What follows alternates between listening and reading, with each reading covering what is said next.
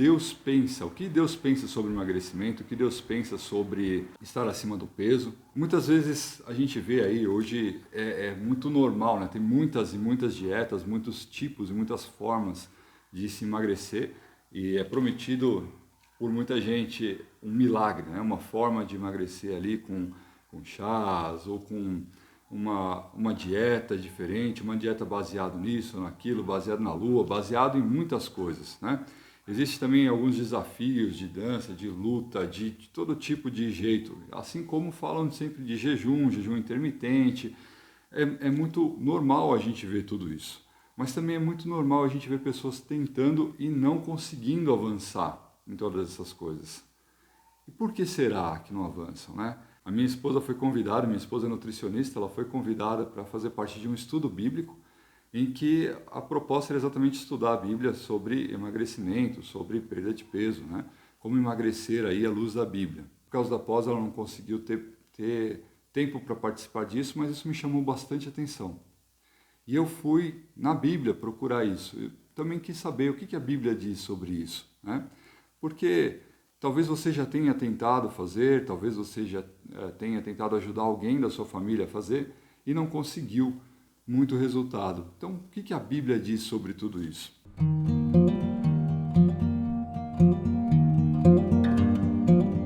Procurando bastante na palavra de Deus sobre o que Deus fala sobre isso, eu cheguei a uma conclusão. Deus não se importa com o seu peso. Deus não se importa se você tem sobrepeso, Deus não se importa com o seu emagrecimento, Ele não se importa se você é gordo ou magro, Deus não se importa com isso.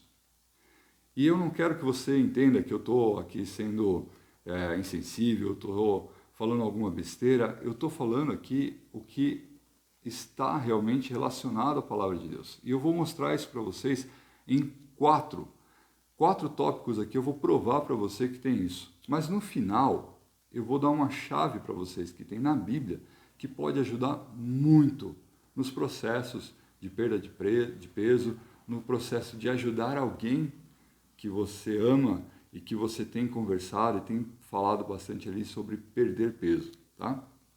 Então eu vou começar aqui com um tópico que é: Deus nunca disse qual o tamanho do templo. Por que isso? É normal a gente ver as pessoas citando, quando está falando sobre emagrecimento, muitos citam sobre a questão de cuidado com o corpo. E para falar de cuidado com o corpo, citam 1 Coríntios, no capítulo 6, no versículo 19. E levam logo para aquela parte: acaso não sabeis que vosso corpo é o santuário do Espírito Santo, que está em vós, o qual tendes da parte de Deus, e que não são de vocês mesmos? Não são de vós mesmos? Esse texto é bastante usado para dizer que você tem que emagrecer, porque você é templo do Espírito Santo e por isso você tem que cuidar do seu corpo. Mas vamos analisar um pouco mais esse texto. Esse texto não fala sobre emagrecimento, esse texto não fala sobre cuidar do seu corpo em qualquer outro aspecto que senão o aspecto de imoralidade sexual. Quando a gente lê um pouco mais o capítulo 6 por completo, a gente vê qual é a tônica, qual é o sentido daquilo que Paulo estava falando aqui. Por exemplo, no versículo 17 diz: mas aquele que se une ao Senhor é um só em espírito com Ele. Então, para começar, nós temos uma união espiritual do nosso espírito com o espírito de Cristo, e não do nosso corpo. Mas no 18 fala assim: fugir da impureza. Qualquer outro pecado que uma pessoa cometer é fora do corpo, mas aquele que pratica a imoralidade peca contra o próprio corpo. Então aqui ele está focando na questão do seu corpo ser o templo do Espírito Santo, para que você não tenha um problema de imoralidade sexual, que isso sim atrapalha o teu relacionamento com Deus. Isso sim faz com que você fique ali de uma forma ruim com o templo do Espírito Santo. Por que esse texto fala sobre o corpo? Olha só, no 15 deixa mais claro: não sabeis que vossos corpos são membros de Cristo? Eu, porventura, tomaria os membros de Cristo e os faria membros de meretriz? Absolutamente não. Então, o teu corpo, quando num ato sexual, ele se une ao corpo de outra pessoa. Isso é uma aliança de sangue. Isso é uma aliança mais profunda. Então, quando a gente está ingerindo alimentos, por exemplo, você não tem uma aliança de sangue com alimentos. Se você comer carne de um animal, você não vai ter uma aliança de sangue com esse animal. Mas na relação sexual, sim. E por isso Paulo traz, então ele fala isso no versículo 15, e lá no 19 ele vai dizer: acaso não sabeis que o vosso corpo é santuário do Espírito Santo? Ou seja, se o seu corpo é um santuário do Espírito Santo, é onde o Espírito Santo habita, porque agora em você há um Espírito, você nasceu de novo, você nasceu do Espírito de Cristo. Se você é templo do Espírito Santo, por que você vai se unir em uma aliança com uma prostituta? Era isso que fala esse texto. Então, se alguém usar esse texto para te dizer assim, olha, você tem que emagrecer, porque você é templo do Espírito Santo, então é falta de cuidado, você está acima do peso e você tem que emagrecer. Não, isso não é verdade. Esse texto aqui não está falando isso. Alguém que te disser isso, desconsidere, porque isso não reflete a realidade. O texto fala claramente sobre imoralidade sexual. Não deixe que usem esse texto de 1 Coríntios, capítulo 6, versículo 19, para falarem isso para você. Olha só, eu vou te pedir, manda esse link, tem um aviãozinho aí embaixo, manda para mais pessoas que precisam ter um esclarecimento, a palavra do Senhor sobre essa questão de emagrecimento e sobre peso. Eu sei que é forte o que eu disse aqui, que Deus não está preocupado com o teu peso, Deus não está preocupado se você é magro, se você é gordo, Deus não está preocupado com o seu emagrecimento. Não, Deus não está preocupado. Mas eu já falei aqui de um ponto que prova isso e tenho mais 3 aqui para falar. Então são 4 pontos para te mostrar que Deus não está preocupado com o teu peso. Deus não está preocupado se você está acima do peso. Mas lá no final eu vou falar de novo aqui. Eu vou falar uma questão bem importante, uma chave que tem na Bíblia sobre essa questão de emagrecimento, sobre essa questão de estar acima do peso, que vai ser importante para você que busca isso e para você que tem tentado ajudar alguém da sua família, algum amigo seu, alguém que você ama, a emagrecer, tá? Primeira coisa, a gente precisa entender isso. Por isso que eu vou voltar a falar aqui. Deus não está preocupado com o teu peso. Deus não está preocupado se você é magro, se você é gordo, se você está acima do peso, se você tem que emagrecer ou não, tá? Então, vamos para o segundo ponto aqui. Olha só. Dizem também que engordar é resultado de gula. Trazem isso para vocês como um pecado, como algo ruim. Mas deixa eu te falar um pouco aqui. Existem várias coisas que diz que a questão de ganhar peso não é exatamente relacionado à gula.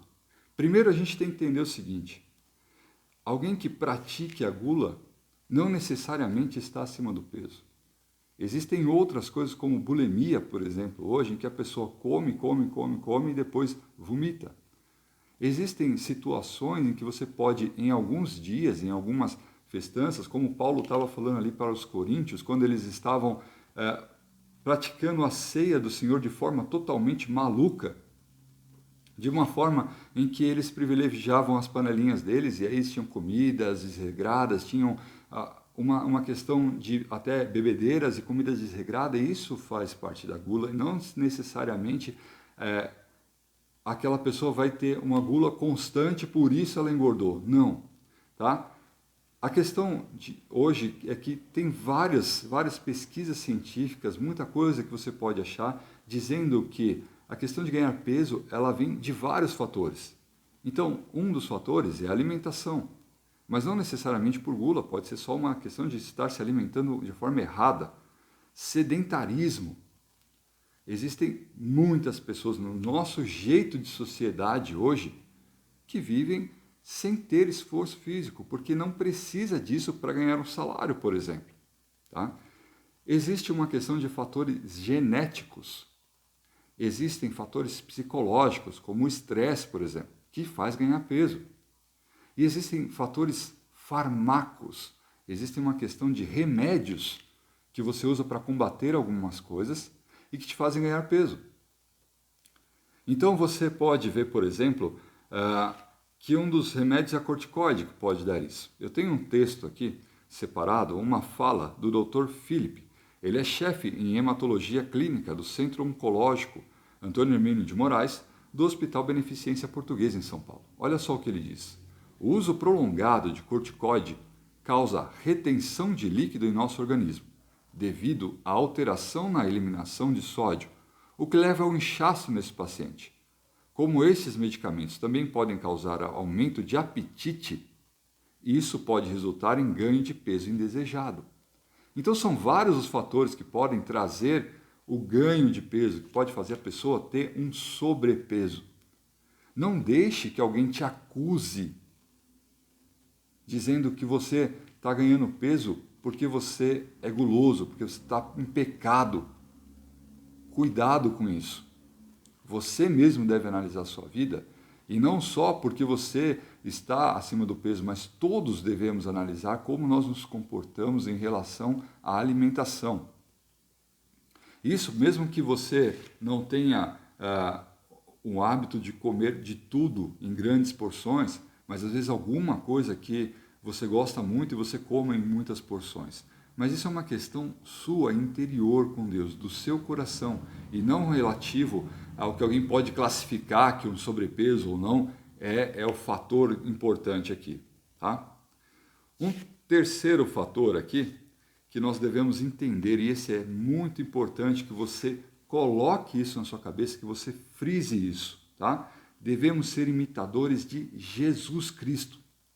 A Bíblia nos deixa bem claro para sermos imitadores de Jesus Cristo. Paulo também nos diz, sejam meus imitadores como eu sou de Cristo. Jesus disse para nós imitarmos eles. Então, se o nosso modelo é Jesus Cristo, como era a aparência física de Jesus Cristo? Como era o porte físico de Jesus? Qual era o IMC de Jesus?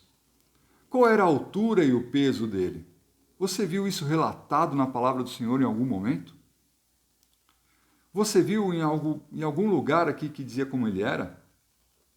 Talvez, se você pode ouvir algumas pessoas dizendo assim, não, mas Jesus tinha uma alimentação à base de peixe, à base de legumes, porque isso era o que acontecia na época deles, eles faziam muito exercício, então Jesus não era obeso. Será?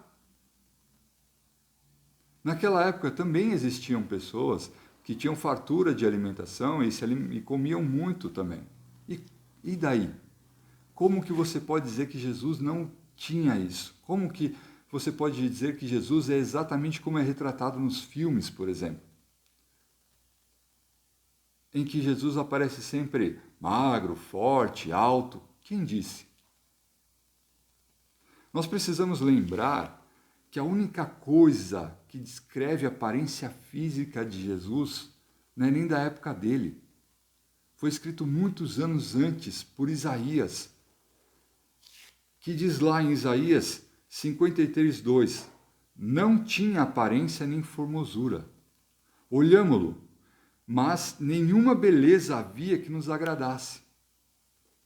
Então, se você acha que o teu modelo padrão físico é o Jesus retratado em pinturas e retratado em obras de arte, em filmes, está errado. Porque todas essas retratações foram feitas muitos séculos depois. Essas retratações foram feitas depois que até aqueles que foram testemunhas oculares de Jesus na terra já haviam morrido há muito tempo. A Bíblia não se preocupa em descrever como Jesus era no seu porte físico. A Bíblia se preocupa em descrever que nós tenhamos o sentimento de Cristo em nós. Filipenses 2:5. Tende em vós mesmo o sentimento que houve também em Cristo Jesus. A Bíblia não diz para você como que Jesus era fisicamente. E olha só, a Bíblia é um livro que tem muita e rica informação de detalhes. Você pode ver, por exemplo, Deus descreveu para Moisés exatamente nas medidas perfeitas como deveria ser a tenda do encontro. Você acha que se Deus quisesse que você soubesse como Jesus era fisicamente, não teria descrito na Bíblia? Você lembra que Paulo pregava em várias cidades em que existiam estátuas de muitas pessoas, e era uma cultura, a cultura grega já havia passado por Jerusalém quando Jesus nasceu. Nessa cultura grega, muitas artes eram trabalhadas. Então haviam muitos artesãos na época de Jesus, não só em Jerusalém, mas quando Paulo trouxe outras igrejas, várias dessas puderam ver. Quando Paulo foi a muitas outras cidades, todas elas poderiam ter artesãos que só de ouvir a descrição de Pedro, a descrição de Tiago, a descrição de João, de como Jesus era fisicamente, poderiam ter feito estátuas de Jesus. Mas por que será que Deus não permitiu que isso acontecesse? Porque Deus não se importa com o seu padrão físico. Deus não se importa como é que é a sua aparência física. Deus deu ao ser humano a capacidade de ser como é. E a gente vai ter um corpo novo. Então esse é o quarto ponto que eu quero falar com vocês. Deus não se importa porque Ele não vê como nós vemos. O Senhor não vê o homem como o homem vê. O homem vê a aparência, mas o Senhor vê o coração. 1 Samuel 16, 7. Deus não está preocupado como é que é a sua aparência física, porque Ele enxerga o teu coração. Você quer ter um corpo perfeito, quer chegar assim na perfeição de como deve ser o corpo? Então você vai ter que esperar. Por quê? Porque seu corpo nasce morrendo. Por causa do pecado, o plano de Deus era que o ser humano fosse eterno. Tinha lá a árvore da vida no jardim. Mas por causa do pecado, tu és pó e ao pó voltarás. Nós nascemos com radicais livres no nosso corpo. Nós nascemos, crescemos, chegamos à flor da idade, como se diz, e depois a gente vai vendo as marcas da velhice até que a gente morra. Isso já é uma programação. Jesus, quando ele veio salvar, ele nos permitiu ter um espírito, e esse espírito é eterno. Quem nasce do espírito é espírito, está lá em João, e quem nasce da carne é carne. Até mesmo a nossa carne, que é perecível, ela vai se revestir de incorruptibilidade. Romanos 8, 22 e 23 diz: porque sabemos que toda a criação a um só tempo geme e suporta angústias até agora. E não somente ela, mas nós também, que temos as primícias do Espírito, ou seja, um Espírito em nós. Igualmente gememos em nosso íntimo, aguardando a adoção de filhos, a redenção do nosso corpo. Ou seja, nós teremos o nosso corpo redimido quando chegar a hora. Ali nós teremos um corpo glorificado e viveremos eternamente em corpo, alma e espírito com Jesus Cristo na terra. Mas até lá, Deus não nos deixou um padrão de corpo físico para vivermos. E é aqui que eu quero chegar com você. Olha só, Deus está preocupado não com a tua aparência física, não com o teu emagrecimento, mas Deus está preocupado do porquê você quer emagrecer. Esse é uma preocupação muito forte de Deus. Porque como nós lemos aqui, Deus não vê como o homem vê, mas Deus vê o coração. E Deus sabe como está o seu coração.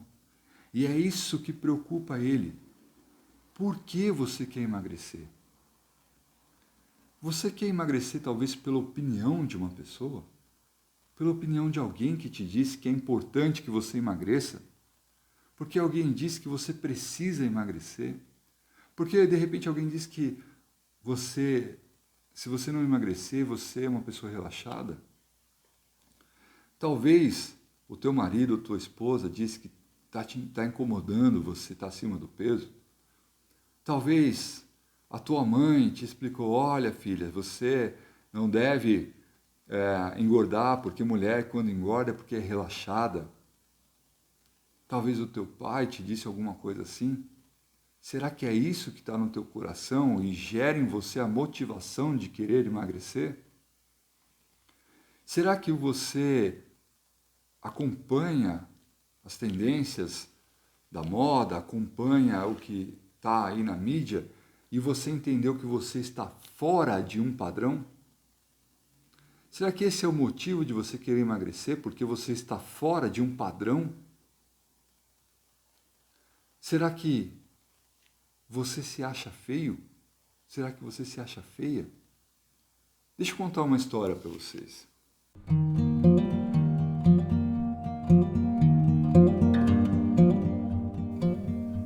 Tinha um senhor que ele tinha um carro antigo, um Opala 77, muito bonito. A pintura maravilhosa, acessórios brilhantes. Aonde ele passava, esse carro chamava atenção. Era muito lindo. O neto dele passou a adolescência inteira dizendo para todo mundo da família que assim que ele pudesse dirigir, que assim que ele tivesse uma carta, ele queria ter um Opala. Porque o Opala do vô dele era muito bom e ele só falava desse Opala, ele só falava de ter esse Opala. E quando ele fez 18 anos, o pai desse garoto e o vô dele se juntaram e compraram um Opala para esse garoto. Mas era um Opala 74, era um Opala com a pintura queimada, com os bancos rasgados. Era um Opala que precisava ainda de muita atenção, de muitos ajustes para ficar assim parecido com o do vô. Quando o garoto viu esse Opala, ele estava animado, achando que ia ganhar um Opala igual ao do vô, aí ele viu aquilo, deu aquela desanimada, e o pai e o vô foram lá e conversaram, e começaram a contar como aquele Opala era bom, como o Opala de 74 tinha algumas coisas diferentes do 77, tinha umas coisas legais, que a estrutura era muito boa, que o motor era muito bom, que podia fazer isso, podia fazer aquilo. E o vô ainda disse para o garoto assim, eu vou te ajudar a reformar esse carro. O garoto gostou bastante da ideia, falou, não, legal, vamos fazer isso, se animou. Pegou esse carro, foi trabalhar algumas vezes com ele, foi para a faculdade 2 ou 3 vezes com esse carro. E aí quando o vô marcava assim, ó, vamos lá, vamos começar a trabalhar nesse carro aí. E dava tarefas para ele lixar toda a pintura, dava tarefas para ele fazer alguns serviços que dispendiam tempo, que dispendiam um processo longo. O garoto começava e fugia. Dava uma desculpa para o vô para não ir mais, no outro dia já não queria ir, desmarcava toda vez com o vô, e ele não queria fazer esse processo ali, dava sempre uma fugida. Uma hora o pai desse garoto ficou meio chateado, chegou para o vô e falou, meu, desiste logo. Você não vê que esse garoto aí é preguiçoso? Você não vê que ele está enrolando? Ele só queria que já chegasse pronto, que tivesse um carro igual ao seu. Desiste logo. E o vô falou assim, não, você não entendeu. Não é que ele é preguiçoso. É que ele não gosta do carro que ele tem. Como ele não gosta do que ele tem agora, a comparação com o meu frustra ele. Se alguém não gosta do que tem hoje na mão, nunca conseguirá passar pelo processo de melhora. O processo é longo, é difícil, e só passa por isso quem gosta do que já tem nas mãos. E o que eu quero te dizer com essa história? Eu quero te dizer que você só vai conseguir passar pelos processos de emagrecimento se você tiver no seu coração um amor por você mesmo. Talvez você aí já tentou ajudar alguém da sua família, algum parente seu, e teve dificuldade de ver essa pessoa evoluir em algum programa que você colocou ali para ela. Em alguma coisa de dieta, ou em alguma coisa ali até de academia, por exemplo, e você não viu, não conseguiu ver evolução na pessoa. Você pode ajudar ela muito mais a gostar dela como ela é hoje. E se tiver algum processo para melhorar alguma coisa, a partir do que ela se gosta hoje, ela vai conseguir andar. A Bíblia nos ensina que devemos amar ao próximo, mas é amar ao próximo como a si mesmo. Então você precisa se amar primeiro. Você precisa entender que se você não amar a você mesmo, o processo longo e difícil de qualquer uma das formas que seja de emagrecimento, de qualquer coisa, de academia, de desafios, de exercício físico, de dietas, qualquer um desses, você vai precisar passar por um longo processo. E isso só é possível quando você gosta do que você já tem. Tenha paz em Deus com você mesmo.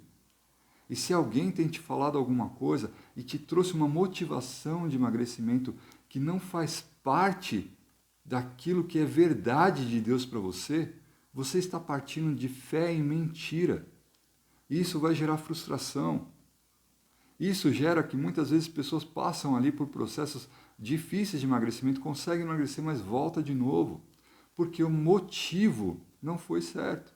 De repente você tem realmente um motivo certo, um motivo de saúde, um motivo de amor a alguém, que você quer fazer isso por alguém, mas você precisa gostar de quem você é hoje. E para isso você tem que ver com os olhos de Deus. Porque Deus não vê segundo um padrão humano.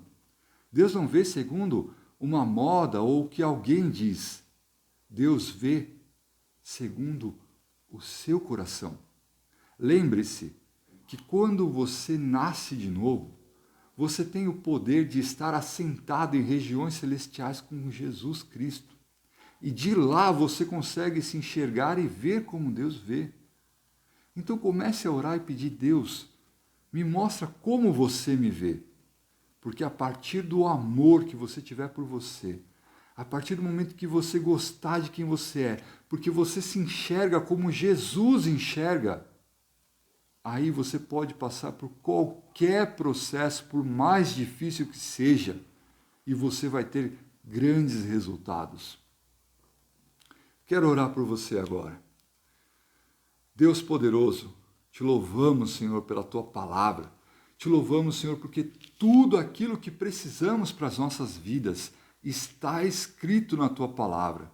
Te louvamos também, Senhor, porque há coisas que não estão claramente, Senhor, na Tua palavra, Senhor, como a aparência de Jesus Cristo. E em todo esse tempo, em 2000 anos, o Senhor permitiu que isso acontecesse.